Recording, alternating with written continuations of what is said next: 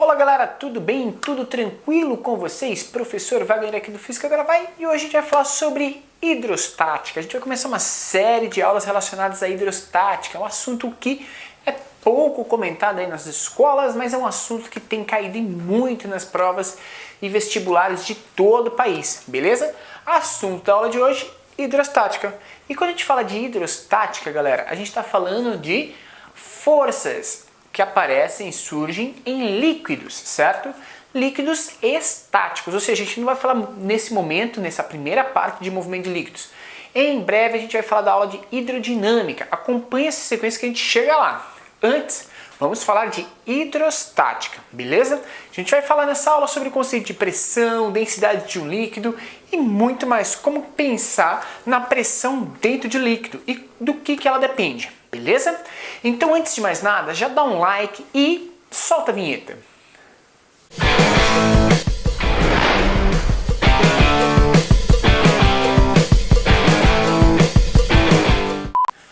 Pessoal, para a gente poder estudar um pouquinho a ideia de líquidos, a gente tem que pensar no seguinte: os líquidos eles são muito mais maleáveis do que os sólidos, certo?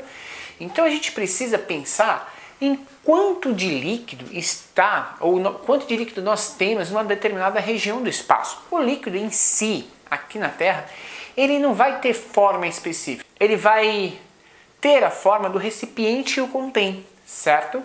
Logo, gente, como ele vai ter a forma do recipiente que o contém, a gente vai pensar na sua relação de volume e nunca na sua relação de altura, de área. Não, a gente vai pensar em volume mesmo, espaço ocupado por esse líquido, tranquilo? A partir do espaço ocupado por esse líquido, a gente vê o quanto de massa está contido ali, dentro de um determinado volume, certo? Se a gente conseguir relacionar a massa com o volume ocupado, a gente começa a compreender a relação deste sistema. Ou seja, a gente começa a pensar na ideia de densidade. Por quê? Porque a gente precisa pensar na relação de um líquido, na relação de posição de um líquido. Um líquido que é menos denso, ele fica mais na superfície. Um líquido mais denso, ele vai mais para o fundo, certo? Então, quando você coloca dois líquidos que são imissíveis, por exemplo, água e óleo em um recipiente, o óleo normalmente fica por cima, porque o óleo ele é menos denso do que a água. Entendeu?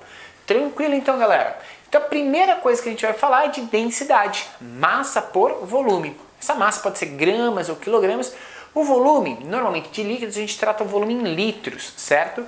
Porém, a gente normalmente tem as unidades de volume dadas em metros cúbicos, que é a unidade de medida internacional. Gente, como que eu transformo a relação de metros cúbicos para litros? Dá uma olhada aqui, ó. Para transformar, a gente vai trabalhar com a seguinte relação. 1 metro cúbico equivale a 1000 litros. A partir disso, a gente faz uma regrinha de 3 para descobrir quantos litros equivale àquele metro cúbico que a gente está trabalhando. 1 metro cúbico, 1000 litros. A partir disso, a gente verifica quantos metros cúbicos a gente tem ou quantos litros a gente tem num determinado recipiente. Beleza? A partir daí, a gente começa a pensar na seguinte relação. Legal. Quando eu vou mergulhar ou quando eu estou dentro de um líquido ou tem algum corpo dentro de um líquido, qual que é a pressão? Quando você está aqui na atmosfera, aqui na Terra, na superfície da Terra, no nível do mar, beleza? A gente diz que você tem uma pressão de 1 atmosfera sobre a sua cabeça, sobre o seu corpo.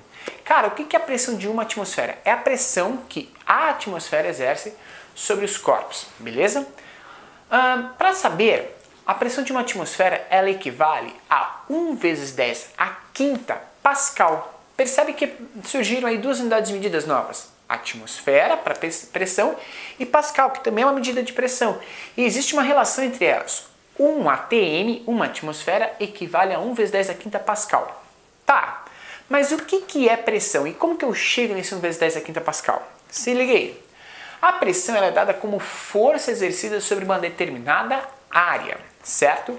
Então, se eu estou trabalhando com a ideia de força exercida sobre uma determinada área, a gente vai pensar no seguinte: a força, que força é essa da pressão atmosférica? É a força peso do ar, é o peso de todo o ar que está sobre o nosso corpo. Pessoal, essa força equivale a 1 vezes 10 a quinta newtons de força.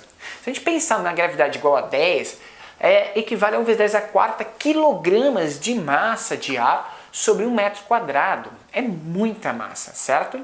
Pessoal, 1 vezes 10 a quarta equivale a 10.000 quilos ou 10 toneladas de massa de ar sobre a sua cabeça. É muita coisa. Professor, por que a gente não morre esmagado? Isso está relacionado a nós termos praticamente a mesma pressão interna igual à pressão externa. Quando você tem a mesma pressão de ar, a mesma pressão nos dois sistemas, essas forças acabam se anulando e aí você nem percebe a presença desse ar sobre o seu corpo. Beleza? Gente, já no líquido, a gente tem que pensar o seguinte: quando eu vou mergulhar num rio, quando eu vou mergulhar em um lago, quando eu coloco um corpo dentro de um recipiente, num líquido, a gente vai pensar na seguinte relação. A gente tem duas pressões. A pressão atmosférica e a pressão do próprio líquido. Então são duas pressões. E eu preciso somar essas duas pressões para saber qual que é a pressão total que esse corpo está tendo ali naquele recipiente, certo? Então a gente vai pensar nessas duas pressões. Vamos lá. Como que a gente calcula a pressão de um líquido? A pressão de um líquido é pressão, força sobre área. Só que nesse caso é o peso do líquido, que é massa vezes gravidade sobre a área que é exercida. Só que não convém a gente calcular massa de um líquido. Então a gente vai para o conceito de densidade, certo? O que é massa? Massa é a densidade vezes o volume, é só isolar a massa na equação. Se a gente pensar então que massa é densidade vezes volume, a gente pode pensar que a pressão vai ser então densidade vezes volume vezes a gravidade, certo? Aí a gente tem essa relação dividida pela área. Só que volume dividido por área dá a própria altura. E aí, gente, se a pressão de um líquido é a densidade vezes a gravidade vezes a altura, e densidade e gravidade são grandezas, nesse caso, constantes para esse líquido, a gente vai pensar que a pressão em um líquido depende depende somente da variação de altura. Então quer dizer que, conforme eu vario a altura, aumenta a pressão desse líquido. Para você ter uma ideia, na água, a cada 10 metros de profundidade você tem um aumento de uma pressão atmosférica.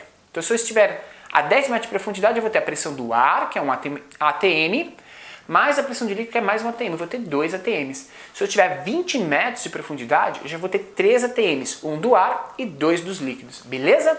É assim que a gente calcula essa ideia de pressão total dentro de um líquido. E percebe, depende só da altura. Então não depende do formato do recipiente, não depende da quantidade de líquido que tem ali, depende da coluna de líquido que você tem nesse sistema. Certo?